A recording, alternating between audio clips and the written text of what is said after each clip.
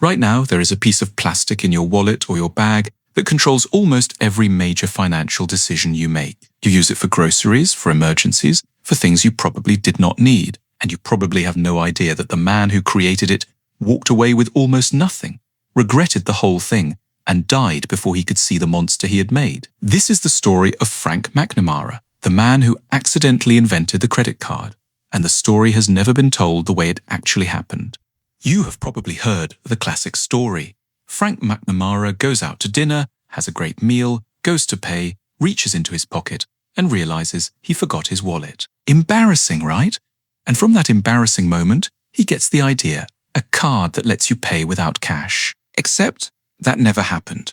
That story was completely made up. The very first publicist for the company, a man named Matty Simmons, admitted in his own book that he invented that story himself. His exact reason? He said he had to, quote, glamorize the creation of the credit card plan. He made it up, and it worked so well that the story has been repeated for decades. It even appears on the Diners Club website today, one of the most consequential inventions in modern history, launched on a lie. So what actually inspired it? McNamara was not a genius in a restaurant. He was a guy running a struggling finance company. He had over $35,000 in debt he could not collect. His business was in trouble. And then he noticed something. One of his clients had this little side operation going. He was letting poor neighbors in his community use his charge account at local shops. And then later, he would collect what they owed him, plus a small fee on top. It was a street-level debt scheme, a loan shark move. McNamara looked at that and thought, what if I did that, but for rich people at restaurants? That is the real origin of the credit card, not a forgotten wallet, a copied idea from a neighborhood moneylender. He called it Diners Club, and the first version, it was not even a card. It was a piece of cardboard, and only 200 people had one. Here is where it gets painful. Diners Club lost $300,000 in its first year. McNamara looked at the numbers, got nervous, and sold his stake to his partners for $200,000. In today's money, that is about $2.1 million. A modest house, maybe two. He died in 1957, and at the time he died, he genuinely believed the whole thing would plateau at around 250,000 members. 2 years after his death, Diners Club passed 1 million members. The man who built it never saw what it became, and the person who actually made the real money was a man named Alfred Bloomingdale, an heir to the Bloomingdale's department store fortune, who joined the company after McNamara left, ran it for a few years, and sold his interest for a profit of $13 million.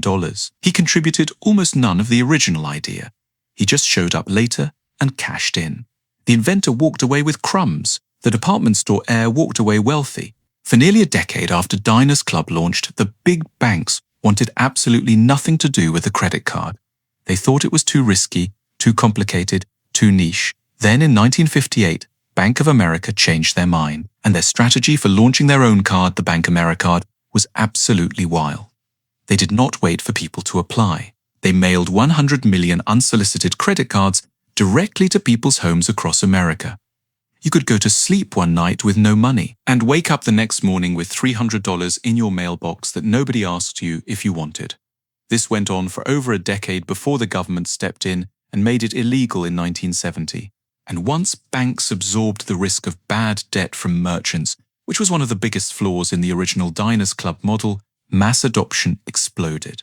The credit card was no longer a dining card for businessmen. It was now in everyone's hands, wanted or not. And now for the most ironic part of this entire story. Remember Matty Simmons?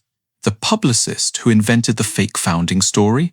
The man who spent years selling America on the beauty and convenience of the credit card. He later wrote a book about the industry he helped build. He titled it The Credit Card Catastrophe.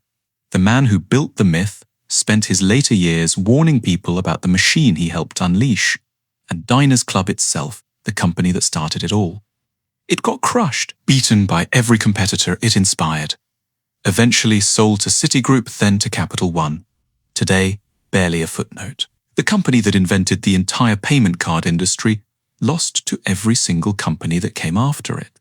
So next time you tap your card at checkout, think about Frank McNamara, a man who copied a loan shark's idea, built something that reshaped the entire global economy, sold out for almost nothing, and died before he could see any of it. History does not always reward its inventors. Sometimes It just rewards the ones who show up second. My name is Matt, and thank you for watching.